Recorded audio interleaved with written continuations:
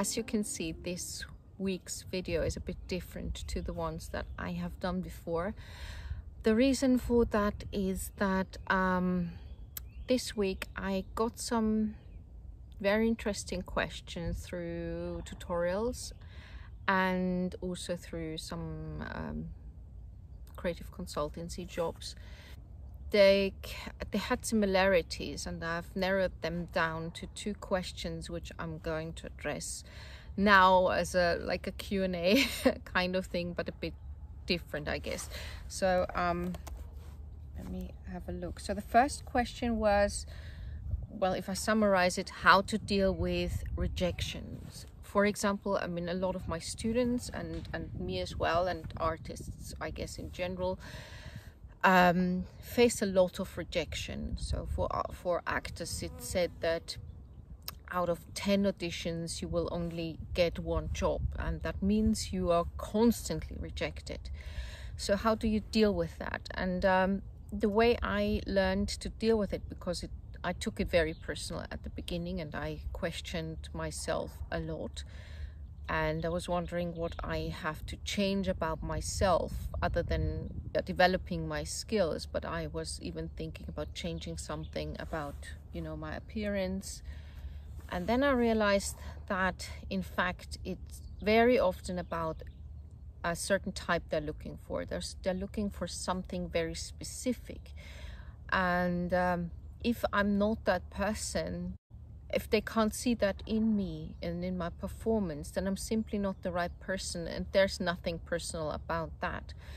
Another thing is that really helped me to depersonalize it for myself is to see what I offer only as a product. Like, even though it's my performance, it is my piece of writing, but it's a product. And even though a lot of myself is always in it, and that is what makes me quite vulnerable, obviously, but on the other hand, if I manage to really separate the two, it doesn't hurt that much. That doesn't mean I'm not sad when I am rejected, when I'm not getting the job for whatever reason. And very often you won't hear the reason. So it is important that you acknowledge those feelings and then let them go. But don't try to suppress them. That doesn't help at all.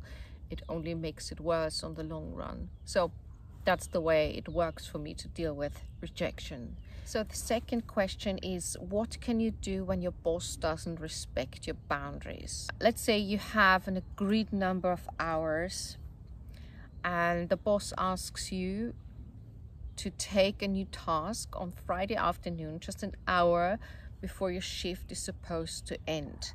And the deadline, let's say, suggests that the boss should have asked for this a week ago, but forgot for one or the other reason. In general, I would stick to my boundaries and make them very clear, because once overstepped, then it's much easier for that person to overstep over and over again. And the person who's going to suffer from that is obviously you, because your time will be affected, your energy will be affected, work will automatically go into your leisure time, and it will stress you out. So I think to have boundaries that are very strong, like Brené Brown says, those who have boundaries of steel are the most compassionate people. It's the other way around, but that's roughly the quote. I think that's very true, and even though I'm also still working on that very, very much, and it's not easy, I think it's very important to communicate those boundaries in a friendly, respectful, but in a very clear way as well. And if they continue to disrespect your boundaries and what you have agreed, then I would actually discuss or start to address the consequences this will have. And the consequences can, of course, include that when you work overtime all the time, then there's not enough rest time, and not enough rest time will actually mean that you have less energy for the work and you will make mistakes.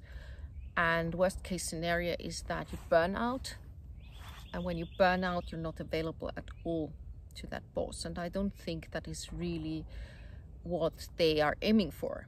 They want you to be there, obviously, and obviously you're someone who is very reliable to them. So I would definitely put that on the table and be very clear about that. And the second thing is, if it's really not working at all, start looking for another job, probably. I mean, if it's your dream job, another option would be to find allies who can help you. Maybe there is someone above in the hierarchy, above your boss, you can talk to. Maybe you can find colleagues you can discuss this topic with, and you can find a way to address it together, because then you're stronger, obviously. Together in a group, you're stronger. Yeah, it very much depends on this person, what this boss is generally like. And if it's about their failure to be organized enough to give you such a task early enough that it is actually doable within your working hours, then maybe you can help this person to find a strategy so that this works better in the future. I think that's something they could appreciate quite a lot, but again, it depends very much on the person. I also understand that sometimes it's very hard to talk to a boss, and the relationship does not exactly support such a conversation. And sometimes you're also in a situation where you actually absolutely need this job, and there might be a lot of other people who also want that job. So I understand that very much, but nevertheless, if what you could address, then someone new in this job would have to learn all those things that you already know and can do and are very quick at, meaning that would waste a lot of time and indeed money. So you have a lot of value to this boss, even if this person is not showing it or is not 100% aware of. But I think what also can help, if talking with a lot of understanding for the boss's situation, that could also help, because of course they have to micromanage a lot of things and also manage on a bigger scale, of course, and this is not easy. I hope this is helpful for you. I think these are situations a lot of people encounter, and not just artists, but that's something I came across this week, as I said before, during tutorials and also some consulting jobs. And I was thinking maybe my thoughts can help you as well if you are in such a situation, or somebody who's in that situation. In this case, it would be probably a good idea to share this video. And if you like this video and content like that and this type of video, then make sure that you like this video. This will signal that you want more of that. And also leave a comment down below, because all these comments really generate such an interesting dialogue, and I love that. I really appreciate all your input, all your thoughts, and that you share your experience with us. And if you haven't already subscribed to my channel, thank you for those who have already, and we'll see each other next week again with either a video like this, if you like this style, or something else you want to suggest. I'm open for your ideas, obviously.